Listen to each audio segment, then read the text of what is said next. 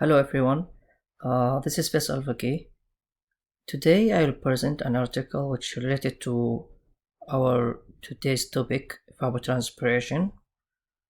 First of all, the article topic was how multiple factors control evapotranspiration in North America evergreen needle-leaf forest. That was published by Yuming Chen, Yuji Chu, Yuming Hu. I hope that I said their names correctly. First of all, what is the evapotranspiration? Evapotranspiration is the sum of water vapor flux released into the atmosphere by soil and plant. That provides a clue to understand the hydrologic cycle in forest ecosystem. Why it's important? It's important process in water cycle because it's responsible for almost 15% of the atmosphere water vapor.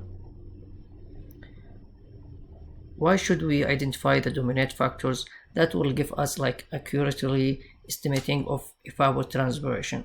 We will see ET, which is evapotranspiration, in this article. Before we talk about their research questions, let's talk a little bit about previous studies. Previous studies try to explore factors that's controlling the evapotranspiration, like in specific sites and climatic zone. A lot of previous study found that climate change is the major force driving evapotranspiration over last decades, with specific climatic variables such as air temperature, soil moisture and net radiation, dioxide concentration, and wind direction. However, a few studies focus on effect in combined factors, which is this study is going to focus on that one. Also, many previous studies have focused on understanding of how this factor affect in annually, monthly, or seasonally timescales. And their results were quite different. So for this study, they came with two questions. What are the individual dominant driving factors and their contribution to variation in half-hourly evapotranspiration in those sites among different climatic zones? And the second question was, what are the most dominant multifactors for the same zones and that affect the evapotranspiration?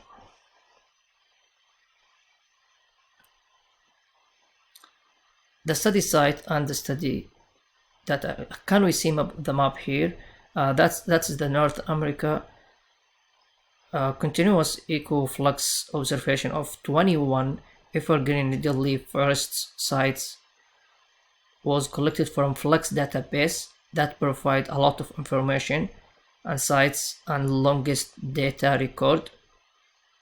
Why they use it to find the half-hourly evapotranspiration and also yearly data that was from collected from 1997 to 2014, which resulting in total of 135 unique site year combination datasets.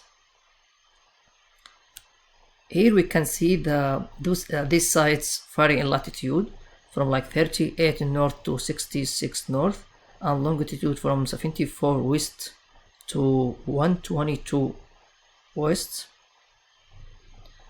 As we see here, also for the time range, some data was started in 1997 and some of them finished in 2014.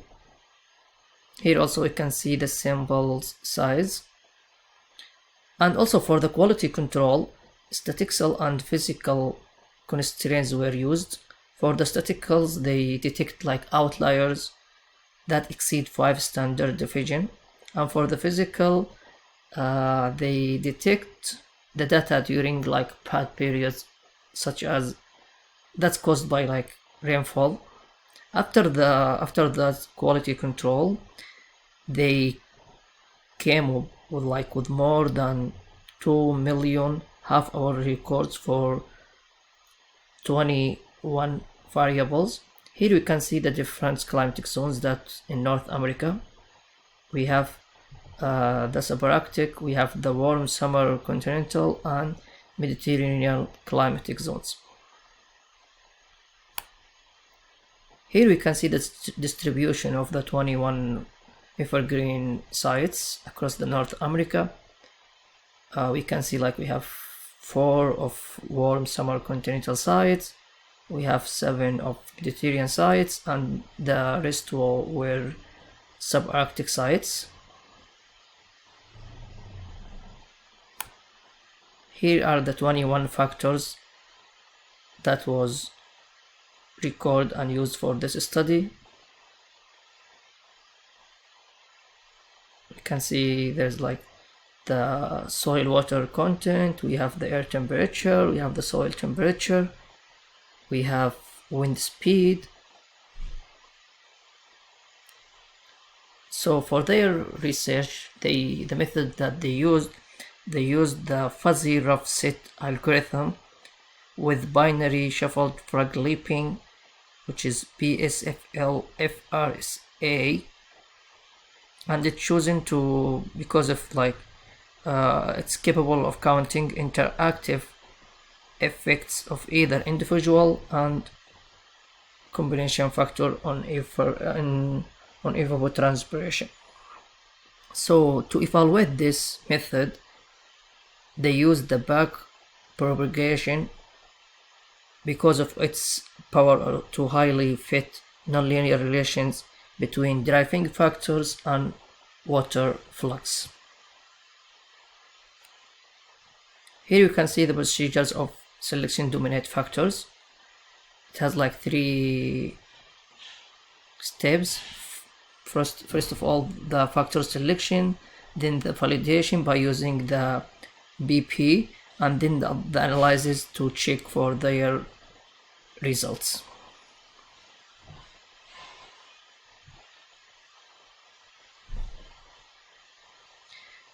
What they found 5 factors explain all 21 factors.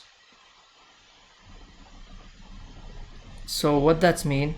If we can see that like it shows only like 0.3% less than that explained by all 20 factors using 5 factors. If we choose like one of them, let's check for like warm summer continental for the normalized root mean square root errors. For the 5 factors we get 0.038, and for the 21 factor we get 0.035, which is almost close together. So that means 5 factors can explain all 21 factors. But what are the 5 factors? Before we find them, let's see the variation on the annual mean evapotranspiration during this period. Their analysis shows that an increasing trend from 1996 to 2006 and decreasing trend during 2014, except for like an increasing trend since 2010 at subarctic sites. Here let's talk about their results. What they found for the individual factors, the importance of each individual factors to evapotranspiration across all sites was in the same order here: air temperature, dioxide concentration, soil temperature, soil water content, and net radiation. We can see here in this graph the rank of the contribution of air temperature to evapotranspiration from highest to lowest, as we see here: subarctic, warm summer continental, and Mediterranean sites with 54.7%, 49.9%, and 38.6%. That supports the previous results and studies, which said the air temperature is an important controlling factor in evapotranspiration variation over most part of the northern mid and high latitude.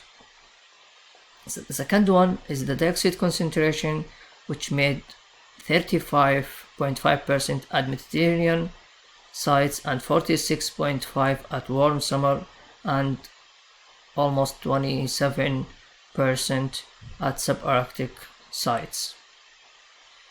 The soil temperature found to be the third dominant factors affecting evapotranspiration, except at subarctic sites. We can see it ranked second, which contributed 38.8%.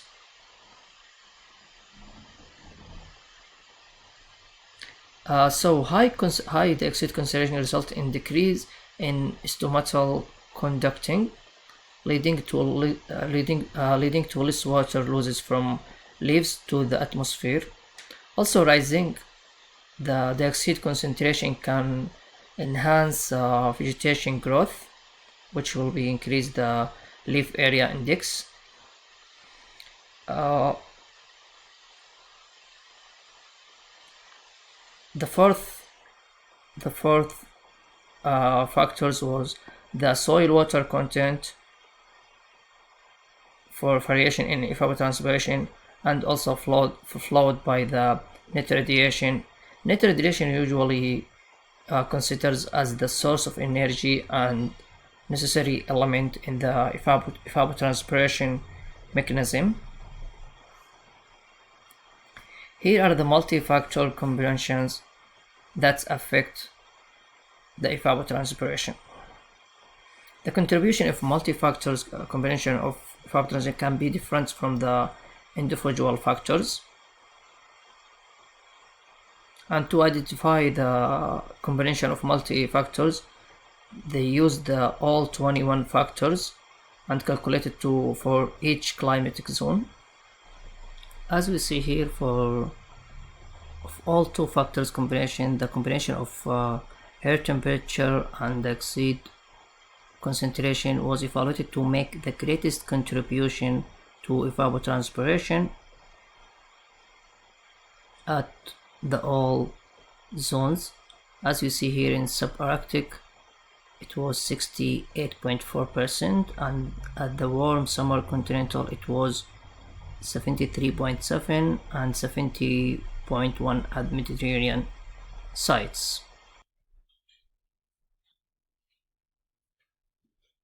And for all three factors, for all three factors combination, the competition of air temperature, net radiation, and dioxide concentration was observed to be the most dominant at Mediterranean and subarctic sites. And for the warm summer continental, the air temperature, soil temperature, and dioxide concentration was the most dominant at evapotranspiration. Let's jump to the conclusion. As we see here, in this research, they used the fuzzy rough set algorithm with binary shuffled fog labeling to identify and find the individual factors and multiple factors combination. Air temperature, dioxide concentration, and soil temperature, soil water content, and net radiation were evaluated to be the individual dominant factors that control evapotranspiration. And for the air temperature and dioxide concentration was the most dominant two factors combination for the evapotranspiration across the all climatic zones. Among the three factors combination to the variation, we found the air temperature, dioxide concentration, net rad most the dominant combination, except at the warm summer continental site. It controlled by air temperature, dioxide concentration, and soil temperature. By the end of this presentation, thank you so much for listening and watching my presentation.